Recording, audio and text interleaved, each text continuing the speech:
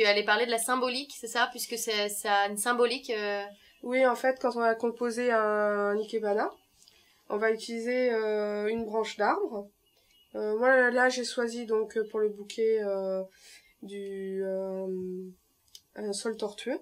Un saule tortueux? Oui, c'est un saule qui pousse au Japon, qui en fait a des branches qui se tordent et qui donnent des jolis mouvements. J'ai choisi des fleurs blanches, parce qu'en fait, ça symbolise l'humanité. Ouais. Donc, souvent, dans une composition, on va choisir des fleurs blanches pour symboliser l'humanité. Alors, normalement, classiquement, dans un ikebana, c'est plutôt des petites fleurs blanches, genre gypsophile, des petites roses trémières, des petites fleurs blanches. Donc, moi, j'ai choisi des lys, parce que je trouve ça bien plus beau. C'est magnifique. J'adore. Qui va avec. Et du coup, donc dans la composition, on va choisir des fleurs mâles, des fleurs femelles, donc les anthuriums qui ont une symbolique mâle, et les lys qui ont une symbolique femelle. Et donc il y a quoi? Il y a le yin et le yang, voilà, c'est ça, les énergies.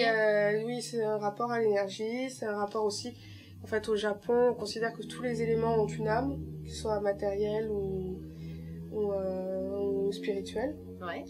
Et du coup, on va mettre une partie de soi aussi dans la création de ce bouquet. L'ikebana, la composition est associée à des haïkus. C'est quoi des haïkus? Alors les haïkus, c'est des poèmes courts japonais qui s'écrivent en 2 ou 3 lignes. Ouais. Comme une sorte de morale, de dicton? Non, ça va être quelque chose de très poétique, plutôt dans quelque chose qui va donner à rêver. Et alors on va inscrire cet haïku sur le vase?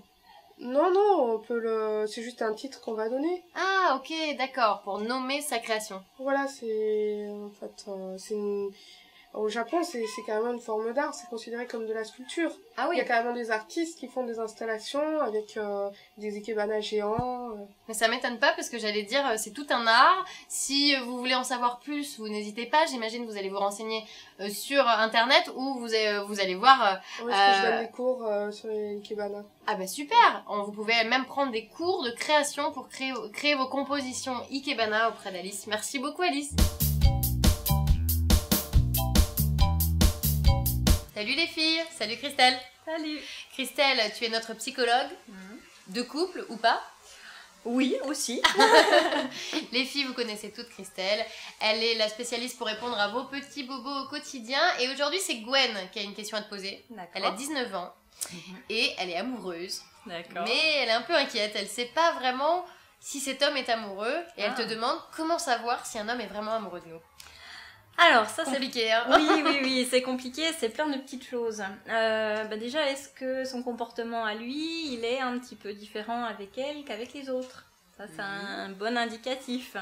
Est-ce que dans la gestuelle, alors ça c'est une petite technique et il faut y faire attention, mais est-ce qu'au niveau de ce qu'on appelle la communication non verbale, c'est-à-dire tous les petits gestes, voilà, qui tripoter les cheveux pour les filles, les petits regards en coin, est-ce que c'est plus attentionné? Est-ce qu'il fait plus attention à elle? Est-ce que...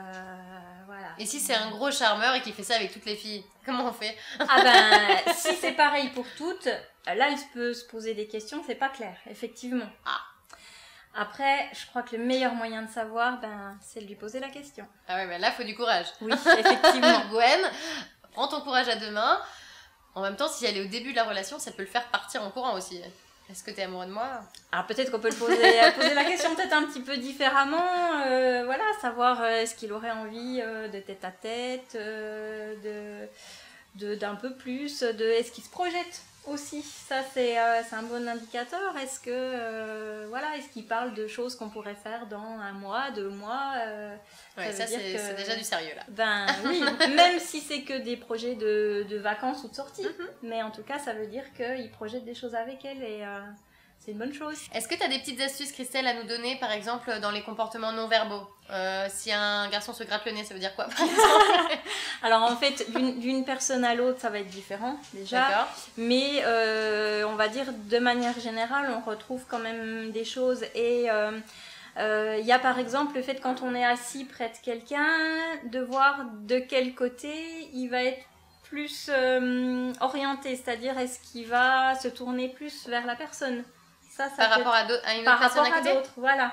D'accord. Ou est-ce que, même qu'à deux, si on se tourne plus vers la personne, si je me mets comme ça par rapport à toi, c'est que j'ai envie... Donc là, ça y est, tu es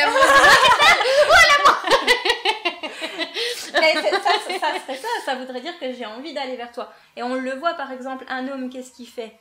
Il fait ça. Donc... J'ai peur, les filles, on arrête là. Coupez. Mais voilà, c'est des petites choses dans le regard, dans les sourires. D'accord. Y faire attention. On peut se renseigner dans des livres de psychologie sur ce genre de comportement, tout ça? Oui, tout à fait. Voilà, une petite idée pour toi, Gwen. Merci beaucoup, en tout cas, Christelle. Y a pas de bye bye, les filles. Bonjour les filles, bonjour Vina. Bonjour. J'ai la chance aujourd'hui d'être avec Vina, les filles, qui est notre coach beauté. Et nous avons Chloé. Chloé qui a 19 ans. Chloé, elle nous pose une question sur les vernis, Vina. Est-ce que... Alors, grande tendance, vernis permanent. Qu'est-ce que t'en penses? C'est bien. D'accord. Une alternative au vernis. C'est une alternative au vernis... C'est entre le gel et le vernis tout court. Très bien. Voilà, et ça n'abîme pas les ongles. T'as l'avantage de durer 2 semaines. Ça dure 2 semaines, un vernis permanent? Oui. Très bien. Parce qu'après, il va se voir le décalage, il faut recombler. Et au salon, j'ai le vernis permanent et semi-permanent. Le permanent, il va durer 3 semaines. Et le semi-permanent, c'est 2 semaines. Très bien. Il faut... Tu sais, quand on met du vernis, moi, je suis comme toutes les filles, parfois je mets du vernis, je mets une base par-dessus. Est-ce que quand on met ce type de vernis, est-ce qu'il y a des soins particuliers à faire avant aussi? Oui, il faut dégraisser l'ongle, il faut faire une manicure avant. Il faut pas qu'il y ait du gras. D'accord. Et pour que le vernis accroche sur l'ongle, c'est ça? Voilà, il faut pas qu'il y ait du gras. Donc, on va mettre la base. On va envoyer sous la lampe. Ça va durer 2 minutes. Après, on ressort, on dégraisse. On remet la couleur, une couche. Après, on remet une deuxième couche après la lampe. Et après la lampe, on dégraisse pas, on remet le top coat qui va aller sous la lampe. Encore 2 minutes, on dégraisse et on met un petit peu d'huile et c'est fini. Est-ce que lorsqu'on fait une pose de vernis permanent ou semi-permanent et qu'on part de ton salon, est-ce qu'on a les ongles qui sont secs? Ah oui, c'est ça l'avantage. C'est ça. On n'a pas un sèche. vernis, on n'a pas un schmurz. Moi, j'appelle ça un schmurz. Tu sais, quand tu mets ton doigt ou tes mains dans le sac et voilà. Et mince, j'ai passé 1 heure à me faire les ongles. Non, là, non. Là, ça n'arrive pas. Non. C'est ça l'avantage. Ça brille aussi. D'accord. Ça brille plus que le vernis. Ça brille plus longtemps qu'un vernis basique. Ouais. D'accord. Est-ce qu'il y a des couleurs, Vina, qu'il faut impérativement avoir dans sa salle de bain quand on est une fille? Non, ça dépend des personnes en fait. Ça dépend des goûts. Des goûts. Il y en a qui aiment les flashy. Ouais. Il y en a qui vont aimer des couleurs plus nudes. D'accord. Naturelles. La tendance 2014, printemps-été, c'est quoi en vernis? Les couleurs roses, les bleus. D'accord. Les bleus, les couleurs pop aussi. Le bleu électrique. Les fluos. Ouais, les fluos, les jaunes, les oranges. D'accord. Okay. Et beaucoup le rose. Mais en fait, tu sais, on a toujours cette règle d'adapter, enfin d'assortir les vernis à ses vêtements, la couleur du vernis aux couleurs des vêtements. Quand on a un permanent, on est un petit peu embêté. Moi, je me base pas sur les vêtements. Non, une d'accord. personne aime une couleur. Ouais. On la porte aussi bien avec n'importe quelle tenue. D'accord. Ok. Voilà. Maintenant, on peut mettre sur la main une couleur et sur les pieds une autre couleur. C'est tendance aussi. On fait ce qu'on a envie de faire. Voilà. On fait ce qu'on veut, c'est ça? Voilà. Bien. Merci Vina. De rien. Les filles, aujourd'hui, on est avec Christophe. Il est hypnothérapeute. Et on a une question pour toi. C'est celle d'Hélène. Elle a 24 ans. Elle a envie de consulter, d'être hypnotisée. Mais elle se demande, est-ce que vraiment ça fonctionne? Elle est un peu sceptique. Alors elle a envie de consulter. Elle a envie de consulter pourquoi? Et forcément pour du changement dans sa vie. Régler peut-être des blessures, régler des situations qui sont inconfortables, qui l'empêchent elle-même peut-être d'avancer. Du moment qu'elle décide, puisqu'il s'agit d'un choix, il s'agit de vouloir, hein, du moment qu'elle décide, je dirais, la transformation à toutes ces situations, automatiquement, oui, ça va fonctionner. Donc il faut y croire pour que ça fonctionne. Alors, y croire, c'est le verbe justement de la croyance, et bien souvent d'ailleurs des croyances qu'il faut enrayer, parce que effectivement, nous... Alors, nous avons reçu des informations depuis le ventre de la maman, hein, tout simplement. Voilà, des informations. Elles ne se comptent plus même, puisqu'elles sont en milliards et qui font que. Tout ça, c'est des a priori. Alors, des a priori, oui et non, parce que c'est existant dans notre réalité, bien évidemment. Mais c'est vrai que nous avons 2 auteurs à notre vie qui sont papa et maman. Faut pas l'ignorer. Même s'il y a un papa ou une maman absente, les auteurs de notre vie, ça reste papa et maman de toute évidence. Après, le reste, c'est fait de croyances, c'est fait d'éducation, c'est fait d'instruction, c'est tout ce que l'on a reçu comme information et qui conditionne forcément notre vie. Pourquoi on va agir ou réagir de telle et de telle manière par rapport à un événement, qu'il soit douloureux, qu'il soit tortureux, qu'il soit ou bénéfique en même temps. Donc, pourquoi? Parce qu'il y a des choses, on a des mécanismes et que ces mécanismes-là reviennent en permanence. Pourquoi dans telle situation je réagis comme cela? Parce qu'on est conditionné. Tu es en train de dire. C'est pas qu'on est conditionné, c'est qu'on l'a appris comme ça. Après, peut-être que les moyens peuvent peut-être ralentir effectivement, je dirais, la procédure de ce changement-là, parce qu'il faut être extrêmement assidu dans ce. Ça dure combien de temps? Ça dépend. En une séance, ça peut être réglé? Alors, en une séance, on va régler des choses. On ne va pas régler toutes les choses. D'accord? Donc, généralement, il faut compter quand même entre 3, 4, 5 séances, le grand maximum. Voilà. Donc 5 séances maxi, on est sûr d'avoir un résultat. On est sûr d'avoir un résultat et on visite beaucoup de choses. Sur quiconque. Il y a jamais sur quiconque, du moment que la personne le décide et qu'il y a cet ancrage, qu'on va ancrer cette décision. Est-ce que vous voulez le changement ou est-ce que vous ne le voulez pas? Ça, c'est notre travail aussi de le vérifier. Maintenant, par rapport à cela, nous, qu'est-ce qu'on va faire? On va valider des succès, on va valider des réussites, et puis on va surtout transformer les choses négatives, en choses positives. C'est-à-dire, la maman que l'on déteste, par exemple, elle a forcément quelque chose de bien, et donc on va aller sur ce quelque chose de bien.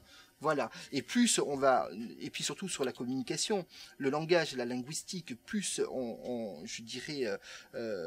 va communiquer de manière positive, plus les choses positives viennent à soi. Ça, c'est évident. C'est un cercle vertueux. Absolument.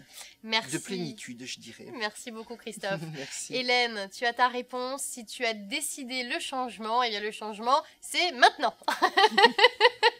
Ou pas. Merci, Christophe. Non, mais non.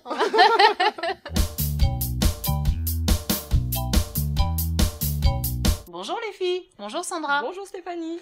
Les filles, j'ai l'extrême chance aujourd'hui d'être avec Sandra, qui est notre coach en coiffure.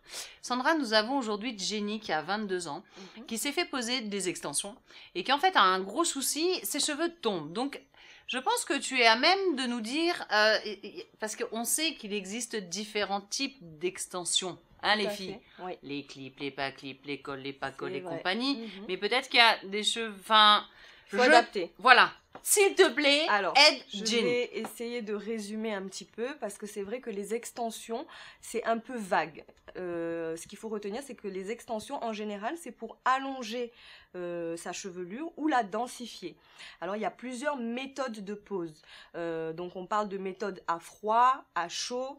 Donc, dans les méthodes à froid, on a soit les mèches posées une par une, donc qui sont fixées à la racine de vos cheveux naturels. Et qui s'appliquent à l'horizontale par, c'est ça? Ça, c'est la deuxième méthode à froid. Là, ce sont des bandes fixées aussi à froid, mais à l'horizontale. D'accord. Voilà pour les méthodes à froid. Après, il y a la méthode à chaud, c'est mèche par mèche fixée avec une kératine fondue à la racine. Donc, toutes ces méthodes qui sont posées mèche par mèche, ce sont des méthodes qui apportent une traction sur le cheveu. Donc, je considère que c'est une méthode douce, mais à utiliser avec modération pour certains types de cheveux, comme les cheveux très fins. Donc, je ne sais pas si notre... D'accord. Alors, tu es en train de nous dire que lorsqu'on a des cheveux fins, il faut faire attention au type d'extension qu'on utilise. Tout à fait. Et d'ailleurs, il m'arrive souvent de refuser de poser des extensions aux personnes qui ont les cheveux trop fins. Et souvent, ce sont ces personnes-là qui recherchent à avoir du volume, surtout au niveau du dessus de la tête. Il faut savoir qu'un cheveu fin est fragile déjà à la base, et si on doit rajouter 1 gramme de cheveux à chaque fois, donc ça fait 200 mèches, ça alourdit, ça tire, et ça fait un effet dépilatoire. C'est comme si on épilait le cheveu, et à un moment donné, on peut se retrouver avec des cheveux cassés ou arrachés, et sur le long terme, ça peut poser des problèmes. Donc, et alors du coup, Jenny qui nous dit qu'elle a les cheveux qui tombent, il faut donc qu'elle enlève. Alors, si elle a encore ses extensions, donc si tu as encore tes extensions, Jenny, moi, ce que je te conseille, c'est de les enlever au plus vite et de faire un traitement de ton cuir chevelu pour revitaliser le bulbe. Donc là, c'est pas ton cheveu, la fibre de ton cheveu que tu vas nourrir, c'est vraiment ton cuir chevelu en faisant un soin profond, des soins profonds pendant un certain temps, jusqu'à ce que le cheveu reprenne vie et reprenne des forces. Se renforce aussi, parce que c'est comme les ongles, il faut renforcer la kératine. Voilà, tout à fait.